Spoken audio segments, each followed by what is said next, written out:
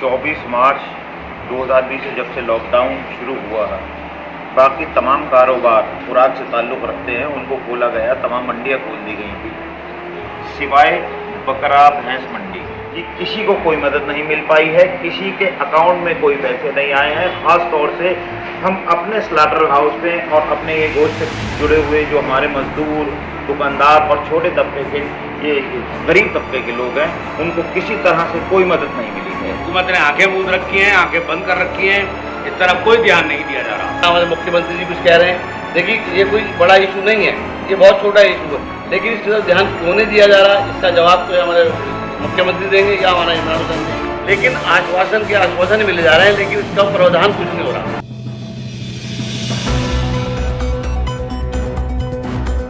आदाब, नमस्कार, अस्सलाम वालेकुम नाज़रीन। पल पल न्यूज़ से मैं हूं आपके साथ नदी बख्तर। नोटबंदी के दौरान हमने कुछ तस्वीरें देखी थी कि किस तरह से शेल्टर हाउस जो हैं उन्हें बंद कराया गया और उसके बाद जो है गरीब तबका जो इस रोज़गार से जुड़ा हुआ था उनकी कमर तोड़ दी गई है।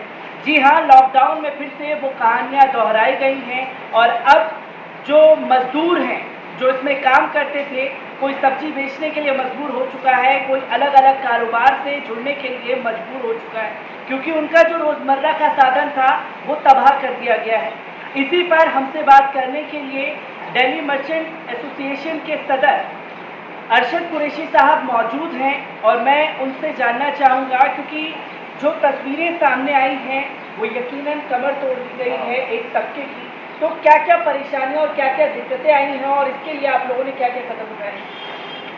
देखिए, 24 मार्च 2020 से जब से लॉकडाउन शुरू हुआ है, बाकी तमाम कारोबार जिसमें जिसकी खुराक से ताल्लुक़ रखते हैं उनको खोला गया, तमाम मंडियाँ खोल दी गई थी, सिवाय बकरा भैंस मंडी। ये क्यों बंद रखी गई ये हम नहीं जानते और उसका खामियाजा ईडीएमसी की इस बात का, उसको मंडियों को बंद करने का खामियाजा इसकी जो लेबर और दुकानदार और उससे जुड़े तमाम लोग जो चरवाहे और किसान हैं उन सबको भुगतना पड़ रहा है। ये जितना भी है, ज़्यादातर इसमें जो काम करने वाले, स्लाटर हाउस में काम करने वाले, ये लाइव स्टॉक मार्केट में काम करने वाले लोग हैं, वो गरीब तबके के लोग हैं जो अपनी बहुत ही कम आय में अपना ज़िंदगी गुजारते हैं। अपने बच्चों की 500-700 रुपये रोज़ कमाने वाले होते हैं। उन लोगों के लिए 2-4 दिन और हफ्ते से ज़्यादा बग़ैर काम करे वक्त गुजारना एक नामुमकिन सी बात है, क्योंकि ये लोग बेहद गरीब लोग होते हैं जो इस कारोबार से जुड़े हुए मज़दूर होते हैं। और अब तकरीबन 3.5 महीने से ज़्यादा हो चुके हैं और हालात ये हैं, क्योंकि शुरू से ज़्यादातर ये देखिए इस कारोबार से काम करने वाले लोग ज़्यादा पढ़े लिखे नहीं, तो और कोई दूसरा काम उन्हें आता ही नहीं। इस काम से वो शुरू से ये काम करते आए हैं और हालात ये हैं कि वो लोग भीख मांगने पर मजबूर हैं। कुछ दिन तो ऐसा होता है कि आप अपने पड़ोसियों से या अपने रिश्तेदारों से कुछ मदद ले सकते हैं, लेकिन वो भी एक वक्त पर। उसके बाद वहाँ से भी जब मदद मिलनी बंद हो जाती है, अपने बीवी बच्चों का एक गरीब पेट कैसे पालेगा, तो वो किस तरफ जाएगा? या तो वो जुर्म की तरफ जाएगा या फिर वो खुदकुशी की तरफ जाएगा। और ये हालात ईडीएमसी की देन है और अभी तक हमारी खतो-किताबत हुई है, हमने कई जगह खत भेजे हैं, प्राइम मिनिस्टर से लेके अब हाल में हमने होम मिनिस्टर, सीएम साहब और बाकी तमाम लोगों को अपनी परेशानी से अवगत कराया है, परंतु अभी तक कोई माकूल जवाब हमको नहीं मिल पाया है। अभी तक हमें सिर्फ तसल्ली दी गई थी, लेकिन आश्वासन कब तक? इसी के साथ अगर मैं जानना चाहूँ, क्योंकि आपने बोला कि बकरा मंडी भी बंद है और हाल ही में ईद आने वाली है, बकरी ईद आने वाली है, उसको लेकर के कोई बात हुई है किस किस से और क्या क्या जवाब आप लोगों को अभी तक मिल पाया है? क्योंकि हमने दिल्ली इलेक्शन के दौरान देखा था कि केजरीवाल साहब बहुत बोल रहे थे कि वो मुसलमानों के नेता हैं, तो अब जो कारोबार की बात आ रही है तो उनका इस पर क्या रिएक्शन है? केजरीवाल साहब बिल्कुल खामोश हैं। हमारे ख़ास तौर से हमारी तरफ से तो उन्होंने आंखें मूंद रखी हैं। हालांकि हमारे इलाके के जो मिनिस्टर हैं दिल्ली के, वो फूड मिनिस्टर हैं मिस्टर इमरान हुसैन, उनकी तरफ से भी अभी तक कोई सही जवाब नहीं मिला है। सीएम साहब की तरफ से भी हमें कोई जवाब नहीं मिला है। जिसको हम पॉजिटिव वे में लें तो उनसे भी हमने अब ये जो लेटर भेजा है, उनसे भी हम ये आशा करते हैं कि हमारी परेशानियों को वो जल्द से जल्द दूर करेंगे। आने वाला वक्त बकरीद का त्यौहार है, मुसलमानों का एक बहुत बड़ा त्यौहार है, और दिल्ली लाइव स्टॉक मार्केट में जो बकरे की आमद है वो हिंदुस्तान के अलग अलग स्टेट्स, जिसमें आप पंजाब कह लें, हरियाणा, उत्तर प्रदेश, मध्य प्रदेश और बहुत अलग अलग राज्य हैं, वहाँ से बकरों की आमद यहाँ होती है। यहाँ आने के बाद और अलग राज्यों में भी, जम्मू कश्मीर में भी और दूसरी जगहों पे भी बकरीद के जानवर सप्लाई किए जाते हैं। यही नहीं, 90% तक जानवर यहाँ जो आता है लाइव स्टॉक मार्केट में, फिर वो दिल्ली के अलग अलग इलाकों में डिस्ट्रीब्यूशन के लिए जाता है। लोग यहाँ से ख़रीदते हैं, वो लोग भी कारोबार करते हैं, मगर अभी तक लाइव स्टॉक मार्केट बंद की गई है और हमें इससे बहुत परेशानी है। अगर इसको लेकर के कोई कदम नहीं उठाया जाता सरकारों द्वारा या कोई ऐसी बात नहीं की जाती है, तो अगला कदम आप लोगों का क्या होगा इस सिलसिले में? देखिए, अभी तक तो अभी भी हमें आश्वासन ही मिला है कि हम 2-3 दिन में हो सकता है आपका स्लॉटर हाउस भी खोल दें और लाइव स्टॉक मार्केट भी खोल दें। तो हम अभी 2-3 दिन जो हमें एक आश्वासन दिया गया है उसका ही इंतज़ार कर रहे हैं। उसके बाद जैसा भी वहाँ से फैसला होता है तो हम अपनी रणनीति उस फैसले के बाद ही बनाएंगे। क्योंकि ये भी हम लोगों ने देखा है कि बड़े बड़े दावे सरकारों द्वारा ज़रूर किए गए, क्या क्या सहूलियत जो है इस लॉकडाउन में दी गई है, क्योंकि ये तस्वीरें बताई गई थी जो मजदूर तबका है उनके अकाउंट में पैसे डाले जाएंगे, तो किस तरीके के किसी अकाउंट में कोई पैसे आए हैं सरकार द्वारा? जी नहीं, कोई मदद किसी को इस तरीके की मिली है? जी किसी को कोई मदद नहीं मिल पाई है, किसी के अकाउंट में कोई पैसे नहीं आए हैं। ख़ास तौर से हम अपने स्लॉटर हाउस में और अपने ये गोश्त से जुड़े हुए जो हमारे मजदूर, दुकानदार और छोटे तबके के ये गरीब तबके के लोग हैं, उनको किसी तरह से कोई मदद नहीं मिली है। क्योंकि हमने ये तस्वीर लगातार देखी है कि जो लॉकडाउन होता है उसमें लॉकडाउन लगा दिया गया, 3-3.5 महीने से मार्केट बंद है, कितना नुकसान हो चुका है अभी तक? अगर सिर्फ रेवेन्यू ही की बात करें तो अलाना एक प्राइवेट कंपनी है जो स्लॉटर हाउस को चलाने के लिए EDMC ने दे रखा है, और वो तकरीबन 65 लाख रुपए माहाना एक फिक्स रकम है, एक फिक्स है जो अदा करती है कॉरपोरेशन को। तो एक ये देख लीजिए कि 65 लाख रुपए तो सिर्फ EDMC को खुद ही रेवेन्यू एक जनरेट होता है, वो उसको वहाँ से नहीं मिल पाया है। लेकिन जो सब लोग हैं वहाँ पर काम करने वाले हैं, तनख्वाहें तो उनको सबको दी जा रही हैं। इसका सहन कौन करेगा? इसका सहन आम जनता को टैक्स के द्वारा किया जाएगा। और भी लोग हमारे साथ मौजूद हैं, मैं उनसे भी जानना चाहूँगा कि अभी तक मार्केट में किस तरीके की दिक्कतें आई हैं आप लोगों के सामने। और भी लोग हमारे साथ मौजूद हैं, मैं उनसे भी जानना चाहूँगा कि अभी तक क्या क्या दिक्कतों का सामना जो है मार्केट के लोगों को करना पड़ा। देखिए, हमारी मार्केट पूरी तरह से बंद है। Delhi Ghazipur slaughter house and live stock market, इससे क्या नुकसान उठाना पड़ा है ये जिस पर बीतती है वो ज़्यादा जानता है। लेकिन एक चीज़ सामने आई है कि जितना मजदूर तबका हमारा, जितने शॉपकीपर्स जो मिडिल क्लास के हैं, लोअर क्लास के हैं, उन सबको बहुत बहुत बहुत ज़्यादा नुकसान हुआ है। कर्ज ले लेकर के थक चुके हैं। अब अपने बच्चों का पालन पोषण किस तरह करेंगे, और एक बार अगर किसी से कर्ज ले लिया जाता है तो दोबारा उसके सामने हाथ फैलाते हुए शर्म आने लगती है। कर्ज भी कहाँ तक लेगा, और जब कर्ज लेता रहेगा तो उसको उतारेगा कैसे। ये अगर मार्केट हमारा खुला होता, लाइव स्टॉक खुला होता, स्लॉटर हाउस खुला होता, तो जो मजदूर तबका है कम से कम 500 रुपया अपनी फैमिली के लिए कमा कर ला सकता है, जिससे वो उसका खर्चा चला सकता है।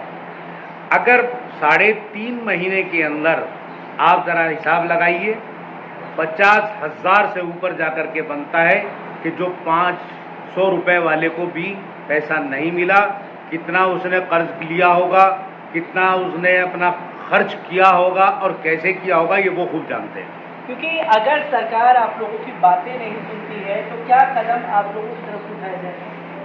देखिए, जिस तरह हम कानून का पालन करते हुए हम अब तक मीडिया के द्वारा, अखबारों के द्वारा ये बात हुकूमत को बता रहे हैं, सेंट्रल गवर्नमेंट को बता रहे हैं, अपने लेटरों के द्वारा दिल्ली गवर्नमेंट को बता रहे हैं, एमसीडी को बता रहे हैं, उन लोगों को अब तक इसकी फिक्र करके हमारे हालात पर गौर करना चाहिए।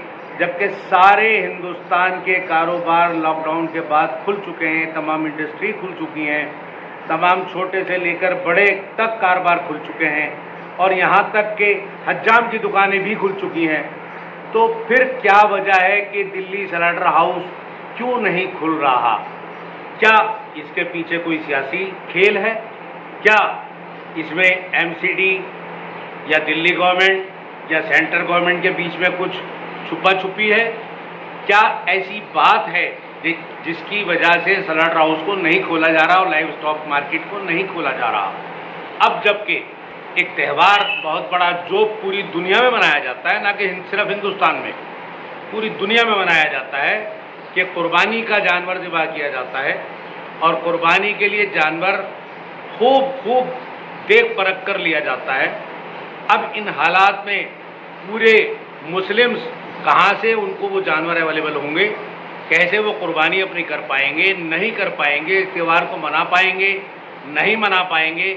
इस तरफ से हुकूमत की पूरी जो है वो नज़र नहीं है। उन्होंने हुकूमत ने आंखें मूंद रखी हैं, आंखें बंद कर रखी हैं, इस तरफ कोई ध्यान नहीं दिया जा रहा। और भी लोग हमारे साथ मौजूद हैं, किस तरीके से दिक्कतों का सामना लोगों को करना पड़ रहा है, इस पर भी मैं बात करूंगा। क्योंकि इस लॉकडाउन में हमने देखा है कि तमाम जो रोज़गार थे उनकी तो कमर तोड़ दी गई है, पर इस बीच जो आर्थिक तंगी की दिक्कतें आ रही थी, आर्थिक तंगी से कई लोगों की दुखद खबरें भी सामने आई। ऐसी कोई खबर आप लोगों के सामने, जो लोग काम कर रहे थे उन मजदूरों की तो नहीं? ये इस काम से जो है सारे मजदूर ही जुड़े हुए हैं, क्योंकि ये जो बकरा जो चलता है पंजाब से, हरियाणा से, राजस्थान चलता है, तो वहाँ उसको पशुपालन का ही रूप दिया जाता है। जो किसान पालता है वहाँ से चलता है, करते करते ट्रांसपोर्टेशन होते होते स्लॉटर हाउस आता है। स्लॉटर हाउस में पहुंचकर उसको व्यापारी जो कमीशन एजेंट है वो बेचते हैं, फिर शॉपकीपर के पास आता है। तो शॉपकीपर की दुकान के पास, मीट के पास कई ऐसे सामान है इसमें, जो स्किन है, उसकी अतड़ी है और सामान है, वो नॉन मुस्लिम ही बेचते हैं घरों जा दुकानों के पास। क्योंकि ये कारोबार सिर्फ मुस्लिम का ही नहीं है, इसके अंदर सारा हिंदू समाज भी है, कटिक समाज भी है, और समाज भी है, सिख भी हैं। तो ये कहना होगा कि खाली कारोबार जो है मुस्लिम का नहीं है, और इसे सारा पशुपालन है। और हमारी सरकार जो है, दिल्ली सरकार क्या सेंट्रल गवर्नमेंट भी कहती है कि ज़्यादा पशुपालन हो चाहिए, किसान की आमदनी बढ़नी चाहिए। जब ये सारे 3-4 महीने से सब बंद है, तो किसान तो क्या, मजदूर जो है सब बेघर है। तो इसका मेरा कहना ये है, दिल्ली सरकार से भी कहा है, सेंट्रल गवर्नमेंट भी सिखाया है कि जब हमारे प्रधानमंत्री कहते हैं कि सबका साथ सबका विकास, तो सारे लोग तो उनके साथ मिलके चाहिए। भाई प्रधानमंत्री तो सभी के, हमारे भी हैं और उनके सबके हैं, तो उनको इस चीज़ के बारे में सोचना चाहिए और उनके आदेश को देना चाहिए। एमसीडी भी बीजेपी सरकार के अंडर में ही आती है, और सेंट्रल गवर्नमेंट भी बीजेपी की है। तो क्योंकि दिल्ली सरकार ये कहती है कि हमारे पास ईडीएमसी नहीं है, ना हमारे पास इसकी पकड़ है, क्योंकि जो कुछ करेगी ईडीएमसी ही करेगी, चेयरमैन करेंगे। अभी हमारे साथियों की मीटिंग हुई थी ईडीएमसी में, तो उन्होंने हमसे कहा था हमें जो है नया चेयरमैन जो है वो स्टैंडिंग कमेटी चेयरमैन शपथ ले रहे हैं, उसके बाद हम 2 दिन में खोल देंगे। जो उनके नए जो है मेयर हैं निर्मल जैन, उन्होंने भी हमसे आश्वासन दिया है, विपक्ष के नेता ने भी आश्वासन दिया है, लेकिन उस सब के बावजूद भी अभी तक इस बात का जो जवाब नहीं आया। हमारा मानना ये है कि त्योहारों के अलावा, इसके अलावा जैसे दिवाली आती है, होली आती है, छठ पूजा आती है, तो सब चीज़ों के लिए सबको रियायत दी जाती है। तो स्पेशल अगर स्लाटर हाउस नहीं खुल पा रहा तो कुछ ऐसा होना चाहिए प्रावधान कि या लाना की डिस्प्यूट है या EDM का डिस्प्यूट है, वो उसको अलग रखते हुए लोगों की जनहित के अंदर इस चीज़ को सोचना चाहिए कि ये जनहित में है तो ये स्लाटर हाउस खोल देना चाहिए। क्योंकि ये हमारा जो बकरीद का जो पर्व है, इसके अंदर कुर्बानी का जानवर जो होता है बाकायदा उसकी कई चीज़ें देखी जाती है, उसका दांत टूटा ना हो, उसका स्किन ना हो, जानवर, क्योंकि शुद्ध जानवर ही कुर्बानी के लायक होता है। तो जब ये स्लाटर हाउस खुलेगा जगह जगह ना बिकते हुए, तो स्लाटर हाउस वहाँ जाना चाहिए।